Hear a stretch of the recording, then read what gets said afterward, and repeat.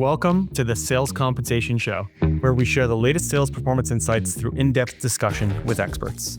Season 3 of our show is your backstage pass to discovering how today's most successful sales and revenue ops teams support go-to-market strategy and improve sales performance. Plus, we'll explore what we can learn about incentives from different industries more broadly. Subscribe to hear how leaders are unlocking new growth, implementing the latest compensation trends, and their priorities for improving go-to-market performance. I'm your host, CEO of Form AI, Nabeil Alazzam. Heather, thank you for joining us on the show today. Hello, I'm happy to be here. It's always great to have guests that come on that have, almost everyone that we bring on has a slightly different background, slightly different experience, and it brings a different perspective on. So I'm super excited to dive in today. I think the finance, background and path is certainly, one of the key areas of kind of career trajectories. I'm curious, how did you get into the space? How did you get into the world of sales ops? Absolutely. So I started in finance, like you referenced, where I was in a small public accounting firm.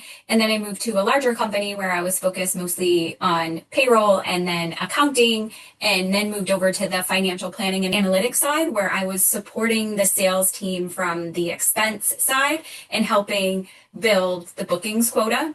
And from there, having worked very closely with headcount forecasting and building bookings quotas, very close relationship with the CSO of that company. And there was an opening in sales operations to run that team. So I moved over and built out the sales operations team and then moved on to Clarivate, where I was actually working with the CSO that I was working with at the previous company. And he moved over to Clarivate. So I moved over to support him in the sales ops. And it originally started as just sales operations, but through my time here at Clarivate, I have taken on the sales ops and enablement function. And we do have reps and teams globally.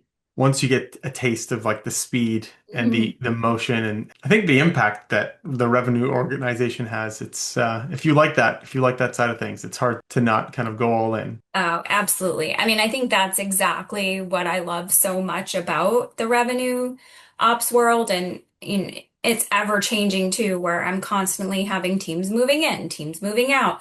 I'm setting up an SDR function, and then it's moving into the regions where we're kind of a place that gets the revenue functions up and running. And then I like to say they move to prime time once they're established. But I love that pace. It's just very challenging and dynamic. You have to be attuned with the entire strategy of the business, right? From a product to markets to the financial side of things, the costs, all of that comes together to kind of curate the go-to-market strategy. It's very rewarding. It comes at a price. It's you're never ending. And it is a grind. Yeah. So, I mean, your finance background, I'm curious, like coming from the bookkeeping, knowing that kind of you need to maintain the costs and the ledgers and kind of understanding like the impact of getting accruals or any of that sort of financial importance controls wrong at a company, at the scale of the organizations you've worked at is, critical. So I'm curious, as you have come into the sales operations and enablement side of the house and bring that finance background, how has that changed how you operate, do you believe, from like other sales ops leaders that you see that come from a different background? It definitely provides a benefit where I understand certain tricks that I've learned on the expense side, where, your headcount forecast, you're always going to have open headcount. So perhaps you can run like 1 or 2 headcount above on the capacity side because there's always going to be an open role. Having known that and being able to have that conversation with our finance partners now, I can help them understand how they can build it in their budget. So we can always be recruiting ahead of schedule or always have a +1. Another reason it's helped me significantly this year in particular is that we are moving our reps to a revenue quota. They're moving from bookings to sale to revenue, and understanding how revenue works, how different products, and if they're a subscription or one time, how that revenue, when you sell it, how the sale translates back to revenue, that has been huge. If I didn't have that unique understanding and detailed of how certain rules are based for certain products, I think I'd have a harder time building the revenue quota and explaining it to the sales team. I would love to dig into that because there is a lot of complexity when you change a metric like that, the cost tracking implications, the understanding for the reps. Like, I guess maybe first let me start, like, how do you feel about reps being on revenue comp plans? I think it's the right thing to do for the business. It is definitely incentivizes the rep to care about the entire relationship, where we have a very large portion of our business that historically wasn't in the sales reps quotas because it's considered evergreen. So it's like constantly renewing without any sort of interaction from the sales rep. And that was missing from their bookings quota. And putting that in the revenue quota is very important because it encourages them when they sell a deal, encourages the seller when they sell a deal, they need to make sure that on the back end they're going to get the revenue. Where when they don't have that revenue component, they're happy to sell whatever they need to sell in that moment, and the business may not ever get the revenue for whatever is sold. So I do think it's the right thing for the business. It is definitely a huge change for the sellers. And then I'm sure other people have this challenge, but our revenue data doesn't talk to our sales data. And that has been a huge lift and something that we've been trying to navigate to roll out the revenue quotas. It's such a different view, and maybe to double click on the rep mindset shift and then talking about the Yeah. execution after, like the sales team going from this is what I hunt, this is what I get, this is what I eat, right? Like this is kind of like the booking concept of you're purely tracking that versus the whole life cycle of a customer is a very drastic shift. And so I guess I'm curious, like one, how did you navigate the preparation for the change management? And then afterwards, like what did you do to convince the sales organization that it was okay and that they were going to come out on the other side either on par or even better off? So we're definitely in the thick of change management at the moment. So we haven't come out fully on the other side. But the first step was we did work with a third party consultant. And what we were able to do with the revenue plan is we made less tiers of achievement. So we used to have 4 tiers, so different tiers to hit accelerators. We've reduced the tiers. So there, it's more simple. It's easy to get to acceleration. And when you do get to acceleration, it's more rewarding. So that was very appealing to the rep because they have less milestones to achieve. And in their mind, it's rewarding faster. And once they get to 100%, they're making 1x, 2x what they were making when they were on the revenue quota. I mean, the bookings quota. The how we could pay for this is that on the revenue quota, there is a 75% threshold. So you are not paid on dollar one, you are paid once you hit 75%, but once you get to that 75%, you're It's getting rich. your full rate. And then once you're over and above 100, you're getting 1 or 2x what you were getting before. So that is very appealing to them. Yeah. Yeah. I mean, it's the reverse Robin Hood model, Rob right? Peter to pay You're Paul, yeah. exactly robbing the poor Yeah, performers to pay the rich performers. exactly. Yeah. Exactly. And change management. So we started, one of the things that I feel is really important with any sort of change is you have to be relentless about the change and you have to force the change. Yeah. And if there's any sort of hesitation or backtracking on decisions, it can be very confusing. So in all of the discussions that we had with the third party consultant, we had our regional sales leaders as part of those conversations. And then we started to bring the frontline sales leaders into the conversation much earlier, taking their input. So they felt like, and they were part of the discussion and the decision. And then we've had several training sessions, sales kickoff sessions. We had hands-on scenario-based sales commission and comp plan sessions during sales kickoff in person. So that has been really helpful where my team were at all the sales kickoffs. We had tables and groups where they were able in small groups to ask questions that were very specific to them and their accounts and their territory. So we felt that in-person piece was quite critical. I'm curious to double click on the change management side and kind of bringing people along. I guess, was everyone aware of the revenue metric before, or Yes. were they, yeah, so it's not an unknown metric, but it was about the change from one metric to another. Correct. So we had sales directors work Hmm. on overall revenue target Okay. previously. But this year, the change is we're bringing that down to the sales rep, and then the Awesome. sales director will have only their reps, where before all the sales directors in Americas had the Americas revenue number. Now they Okay. have their specific number for their specific reps. So there was a general understanding of the revenue metric. There was certainly concern about us being able to pay on this metric because of the lack of data consistency we have.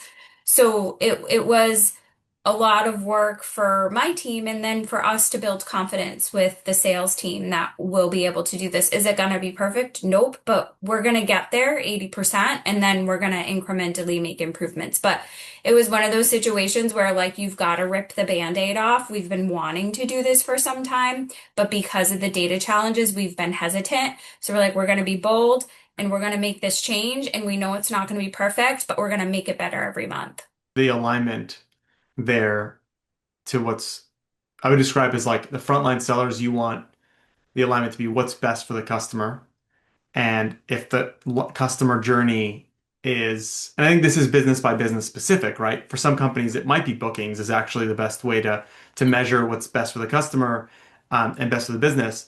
But it's whatever metric is the right metric, and it's so worth it to rip off that Band-Aid sooner than Mhm. later. Because every year you don't do that. You just have this like disconnect between what's right for the organization and what's right for the individual seller. It's not getting better until you fix it. And so, Right. And I think the final straw for us was that we did an analysis with this third party and we had what sales reps' achievement and earnings were on their bookings, and then how much their territory grew in revenue year over year.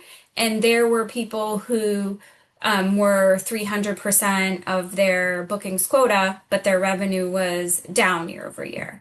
While we had others that had double digit revenue growth and they weren't even hitting their OTC because their bookings yeah, weren't great. So yeah. that to us was like, okay, this isn't rewarding what we want to reward. We need to make a change. And in some places, specific where it doesn't make sense to have very specific targets, we will have like a whole country that's on the same target. So we are trying to make compromise where we can, but for the most part, if we can get at least 80% of the sales team on the rep level revenue quota, we feel that's a success for year one.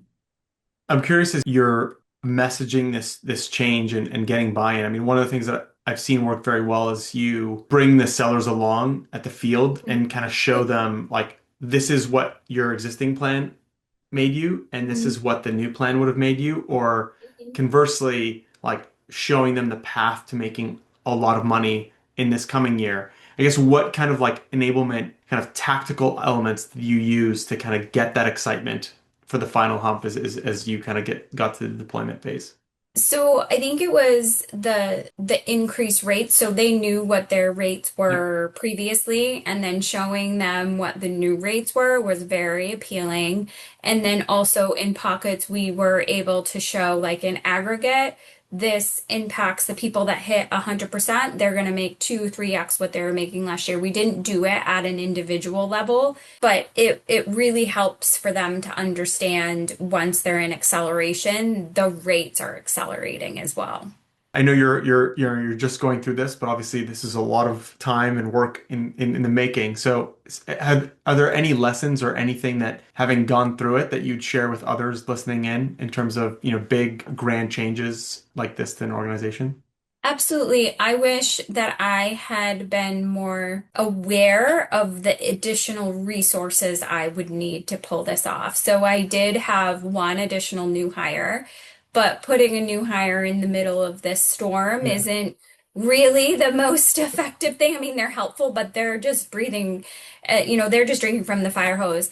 Where I wish I had requested not one, but maybe one resource for each region because each region is so specific, and that I had requested them like the moment we started talking about this versus I had waited until the end until we knew this is what we were doing, where I would have preferred that I had voiced this as part of the initial conversation. Okay, when this decision is made, these are the resources that we're going to need to support it. Because I ended up spending like 1 month mapping revenue data, which wasn't something that's a great use of my time. It was what we needed to get them out the door.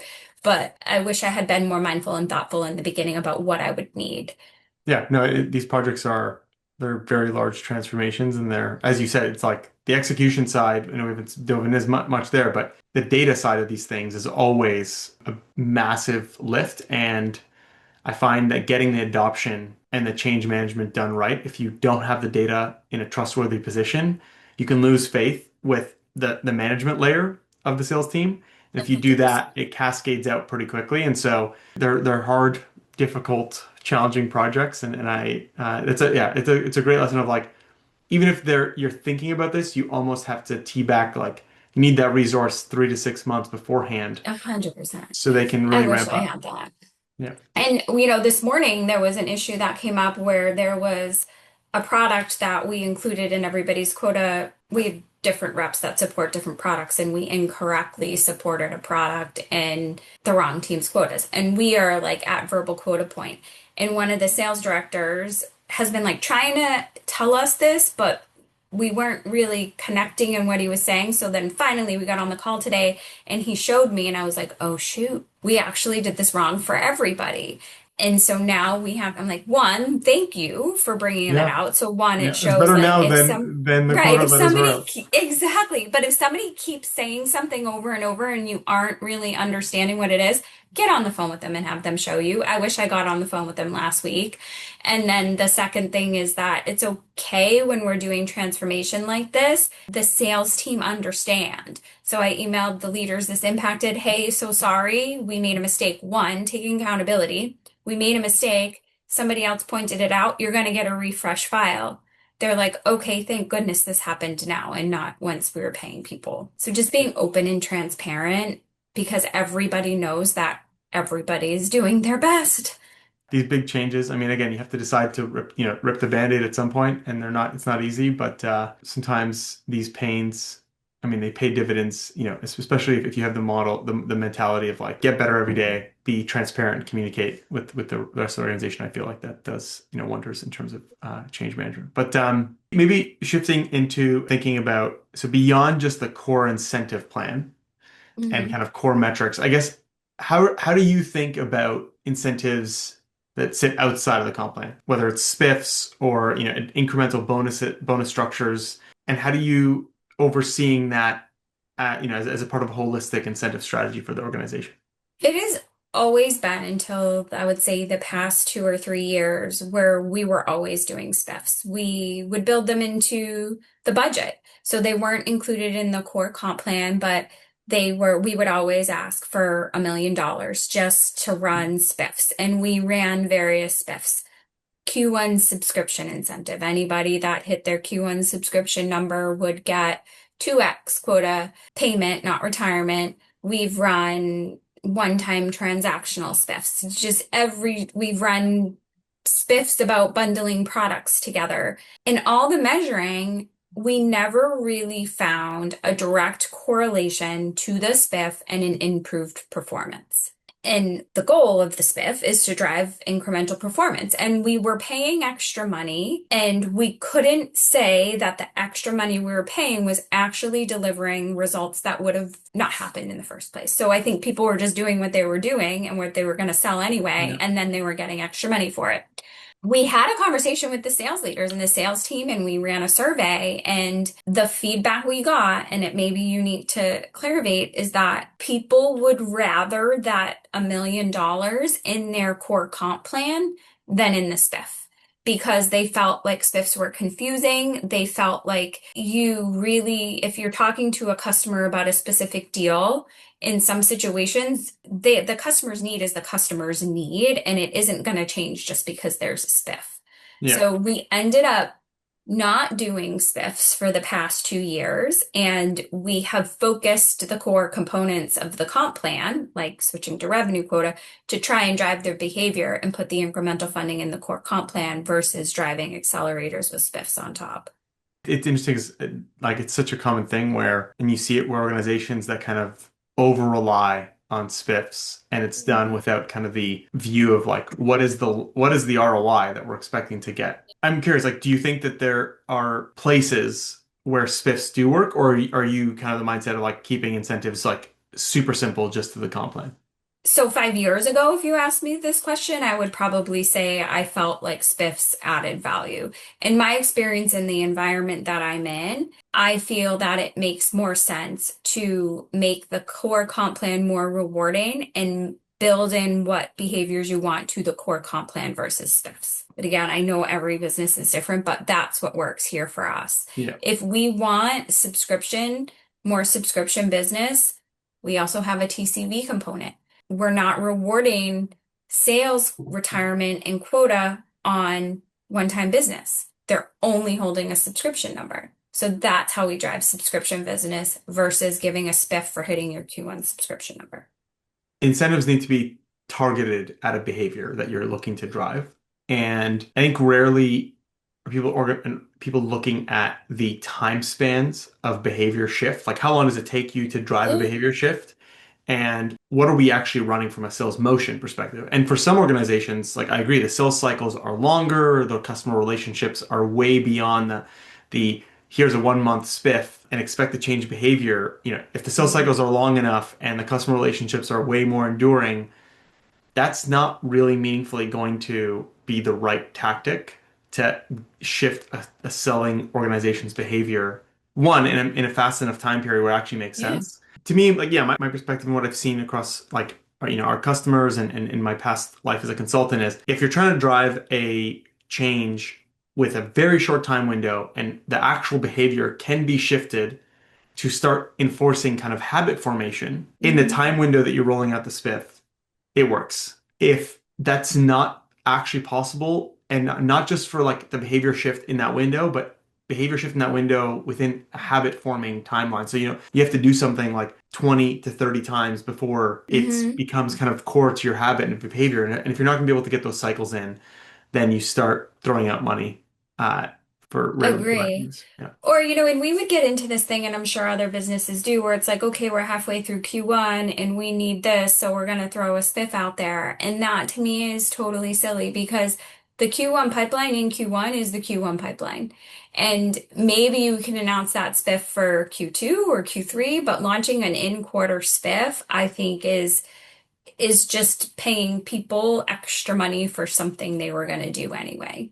Yeah, you're just paying the top performers and then Yeah. that are already there and doing it because it's the right thing to do for the rest of the year performance. I guess from a perspective of like when you think about the sellers and especially as you're going through this change and broadly from a sales enablement perspective, even this talking about spiffs and kind of rolling this out. I mean, half of any comp plan rollout is getting the sellers to understand what behaviors they need to do to maximize those outcomes. And so I guess I'm curious, how do you best support the sales team? Like, how do you operate in a way where you are kind of enabling the sales organization? And I think you have a specific, unique perspective given that you're running both ops and enablement.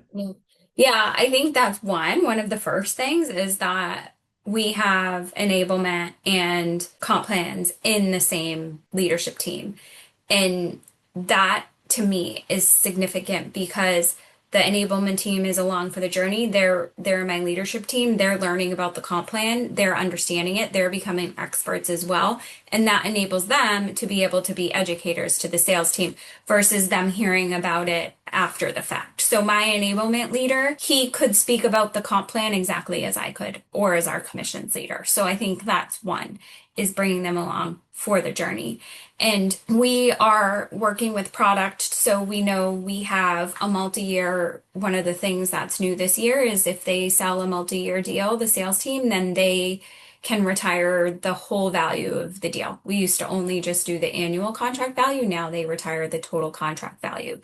So that's working very closely with our product teams and understanding, okay, what are the products that we're most likely to get the multi-year deals on? Can we kind of hone in on those products and drive extra training and battle cards and any sort of education for the sales team on the products that are going to let them hit their quota faster?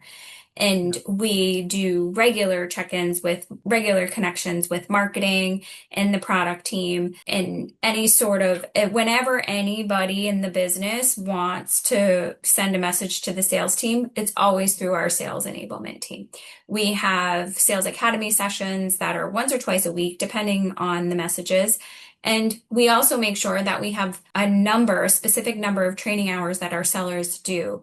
So once we hit our training number for the year, there's no more sales training because some of the product teams would want to train sales for hours and hours and hours each week. We limit that so we make sure that they still have time to sell. And so what our enablement team is able to take the comp plan and translate any sort of enablement activities to help them be successful. Yeah, I love that. It's how can I curate the training to help you actually like drive the behaviors that you're supposed to drive in part of the comp plan. It is great connectivity, and you do have to think about it holistically. It's a seller is out there. The more time they can be in the field, the better. And so how do you enable them to be best out there without kind of overburdening them? It's funny, 'cause sometimes I do see that, if you're thinking about sales comp as a totally separate thing, and now enablement's explaining something over here without the understanding, and now there's kind of this miscommunication that occurs. And so yeah, it's like tightening the loop in the background Yeah. enforces one clear, unique message out to the field. I love that. Exactly. And it's the same priority. Both leaders have the same priority. Yeah. Both leaders know these are the top three things that are most important to our business. And that's what we center everything that we do around. Yeah. And if someone in this product group that's a one-time transactional product, they want to launch something or have a sales academy, it will have to be deprioritized so we can focus on what the top three priorities are. If in the middle of the year there's extra training hours, then that team could take a slot, but we focus all of the training hours on the top priorities. On the comp side, is there office hours or kind of communications that are specific to addressing like questions or elements of comp, and how do you tackle that kind of separately from the like true outbound enablement? Yeah, we have office hours. We also have the hands-on sessions and in person. We go quite a bit to, my commissions leader will go to sales leaders meetings and speak with the team specifically about their comp plan or that team structure. We meet quite a bit one-on-one with reps. And we also built a channel, like an AI channel, where we're feeding it content and reps can like go in and ask a question, and we call them like a little Clarivate chat buddy. And because we've been building up that content, they can get an answer from the channel AI versus a commissions person having to answer it. Across your career of doing sales operations and kind of and supporting the sales organization, I'm curious, Heather, has there been any specific shift or kind of career experience that has had like a massive or pivotal impact on kind of how you've perceived incentives and how it works? So we used to live in a structure where commissions was central, and we had this menu of options. Like your comp plan can be A, B, and C, and that's it, nothing else. Yeah. And it was very strict. We wouldn't make exceptions. We limited everything we were doing to what the system could handle. And we weren't willing to customize the system at all. We got decentralized and we moved into the segment. And that has changed my career because I was always under this mindset of like, nope, these are the things. And we're not going to do anything to the system because this is what we're saying we're doing, where you realize that like strict mentality doesn't work. And all of the behaviors that we've been talking about, if you have this strict menu, it's not going to drive the behaviors that you want. There has to be flexibility. You have to be willing to do, if it's manual work, you have to be willing to do it and then strive to automate it to get the results that the business needs. You can't Yeah. let the system dictate what the comp plan should be. What you just described is literally why I started Forma, actually. Mhm. I just remember being so many times as a consultant was on the strategy side, we'd be coming in, we'd be supporting organizations and coming up with new ideas or new plans. And the crazy amount of times where the system limitations or the pain of administration became the decision point of doing Yep. something or not doing it. the amount of money, it's one of the largest cost centers, is how much you spend on your Hmm. revenue organization. The amount of money Hmm. spent and the expected ROI of that money compared to the minimum, like realistically in the grand scheme of things, the cost is like you should never let a Yeah, system or the pain of execution slow you down. You need to fix those things, not the other way around. 100%. I'm curious how it impacted the way that you engage with the sales team because I imagine that probably changed a lot when you kind of took the lens of, hey, we're going to lean in, we're going to like do whatever's right to drive the impact. They definitely appreciate it, and it's just a totally different relationship where I think moving into the segment and my leader is the sales leader, the same as the VP of Americas. So we have the same boss. So that is very different than being central and reporting up to a central function. So naturally that improved the relationship, but them understanding that I'm going to be open to, okay, we understand that this is going to be manual. Can my team help you? Is there a report we can run? Or what are the things that we can consider to help drive this change because we think it's going to be really rewarding? In some cases, we think it's going to be rewarding enough that I can hire a low cost resource on a temporary basis that's going to help us in the interim until we get the system up and running. In some cases, that actually makes sense. So they are definitely appreciative of it. Even during this revenue rollout, there's been things we're changing on the fly. We had original intentions that roles were going to have certain components. And then when we build their territory, we're like, you know what? That actually doesn't make sense. And they love that they can do that because they're the ones that have to sell the plans to their team. And when they're struggling themselves explaining how this makes sense to their rep, then they struggle. So the fact that they get some flexibility, they value it so much. And then it also means when I really dig my heels in on something, when I'm adamant that something isn't the best for the business, they take my word for it because they know that I wouldn't do that unless it was a real serious consideration. Exactly. Yeah, you're a trusted advisor that is acting on their behalf to drive the best outcomes. And so if you're pushing back, it's for good reason. I think this is where at the end of the day, from operations, sales comp, sales enablement, the customer is the selling organization and the ability to kind of empathize with their needs and be able to push the organization to move towards that. I mean, even just being seen as kind of the person that's willing to fight and figure out how to like get it done is Mhm. so impactful to organizations versus I've seen it in some organizations where there's this kind of like battle between like, oh well, operations is not going to let us do this or finance is not going to let us do this, and you have this kind of like back and forth to try to negotiate to a middle ground, which is the last thing you want, right? You want to be all aligned and kind of moving the needle as fast as possible. Yeah, I mean, and to be honest, I think it can frustrate my team sometimes when I'm asking them, we need to think of a different way to do this. We can't let the system define us. Let me know what the challenges are, and then I can ask for help in fixing those challenges versus saying no. I don't want to say no. I want to say we can do this if, and we articulate what we need. But I'm very fortunate, and my leader of commissions has the absolute perfect mindset. And he is 100% about, I don't mind having my team do a couple extra checks each month to make sure we can launch this component and drive the business outcome. Yeah. And for the first time ever in my career, I get regular compliments about my commissions leader from the sales team. So they really value that mindset from him.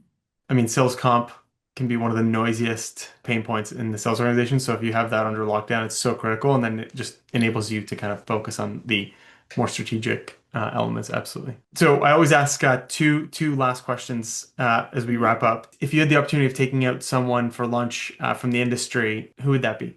So there's a woman from Gartner. She's an analyst. I can't remember her full name. I think her first name is Melissa. I've seen her at a couple conferences and I've had a few inquiries with her. And just her thought process about change management is like I could talk to her for hours. I love how she thinks of it. I love the advice that she gives also around like process and systems as well. Yeah, having the lens of seeing multiple organizations and Yeah. kind of bringing that. And I mean, your background from coming from like Forrester, I imagine that Mhm. probably, connects of kind of having lived Yeah. and breathed in similar organizations. And so that's yeah. They were a competitor. And then I guess the second question I was asked is obviously you've had this, tremendous career. You've had the opportunity of learning from all the different experiences. But, throughout that journey, what are the resources that have been the most impactful for you as on your career trajectory, whether it's, podcasts, webinars, books, or anything else that you think is relevant for the audience that's listening in today? Definitely events, going to the sales enablement events and CSO sales leader conferences, those are quite valuable. The content is always very valuable, but it's also the networking and chatting with people. So any sort of revenue focused revenue operations conference I find quite valuable. And reading research is also something that's really valuable. I feel like you can type in anything, Gartner or even Copilot these days, and you get a paper or history on why things are the way they are, or why you should consider X or Y when you're launching something specific. And then I have a great network. I have many sales leaders that I've worked with through the years that I always call, because in most cases they've probably done something similar to what I'm considering or what I'm being asked to consider. And just reaching out to them for their wisdom is something I love to do as well. And they do it to me too.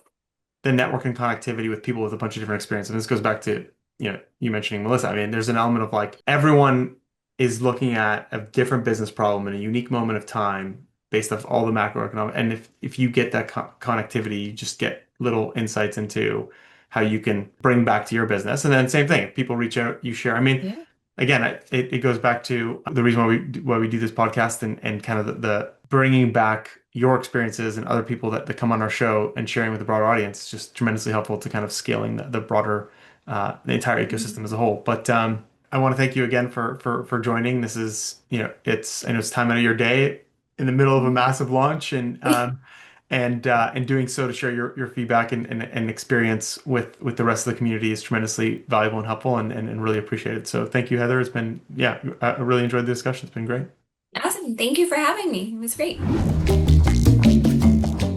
The Sales Compensation Show is brought to you by Forma AI, the sales performance management platform that fully integrates sales planning with rapid, scalable incentive compensation management. Our data platform brings together how you can plan and manage the entire lifecycle of territories, quotas, and incentives. With global customers like Autodesk, Stryker, and Hootsuite, we enable go-to-market teams to plan and deploy even the most complex SPM strategies at speed, taking you from idea to execution instantly. To learn more about Forma AI, visit our website at forma.ai. Hit the subscribe button and find more episodes of the show on Apple Podcasts, Spotify, and YouTube. Thanks for tuning in.